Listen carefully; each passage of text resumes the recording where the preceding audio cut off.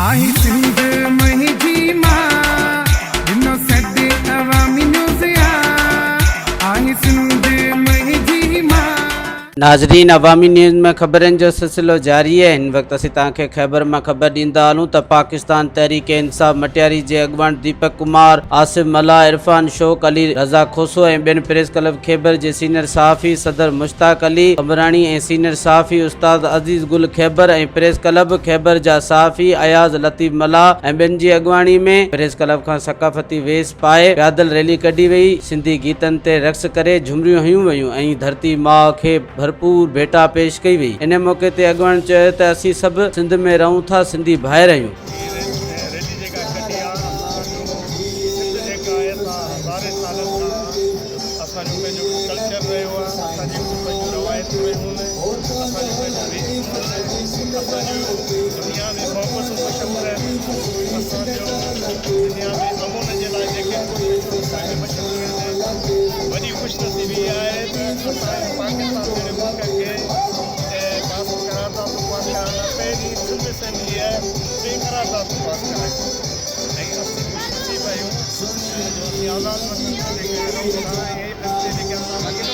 पाकिस्तान तहरीक इंसाफ जी तरफ़ां खैबर शहर में पाकिस्तान तहरीक इंसाफ सिंधी जी सक़ाफ़त ते यकीन रखे थी ऐं सिंध जी जेका सक़ाफ़त और तारीख़ी आहे ॿियनि क़ौमुनि वांगुरु असांजी सिंधी जी क़ौम जी बि हिकिड़ी तारीख़ आहे। 5000 साल पुराणी असांजी तारीख़ आहे ऐं असांखे फ़ख़्रु आहे जो असीं सिंधी आहियूं ऐं सभिनी सिंध खे गॾु थियणु खपे। हिन ॾींहुं ख़ासि तौरु जेको असांजी सक़ाफ़त जो ॾियारो आहे, असांजी क़ौमी ईद आहे ऐं सभिनी सिंध खे खपे त पंहिंजी सियासी नफ़रतूं ज़ाती नफ़रतूं ख़तमु करे हिकु सिंधी थी पंहिंजो हीउ ॾियारो मल्हाइनि।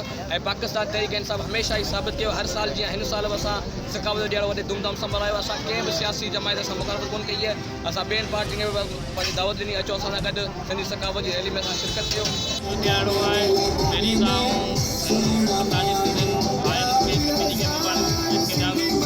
असांजी असांजे हिकिड़ो सिंध जो ॾियारो न पर हिकिड़ो ईद जो ॾियारो आहे ऐं हीउ जेको अली कादी पवारनि ऐं धरती जेका जदोजहद महिनत कई आहे इहा इंशाअल्लाह अॻिते हली रंग लाहींदी ऐं असां सिंधियुनि खे खपे त पंहिंजा मीठा विचारे हर जेके बि मसइला आहिनि ख़तमु करे असां हिन ॾियारे खे ईद वांगुरु गुज़ारियूं ऐं न त की चंद साहब या चंद माण्हू हुजनि, चंद सिंधी उन पर मज़ीद खबरों और तफसीलात के लिए विजिट करें हमारी वेबसाइट www.awamiNewsHD.com।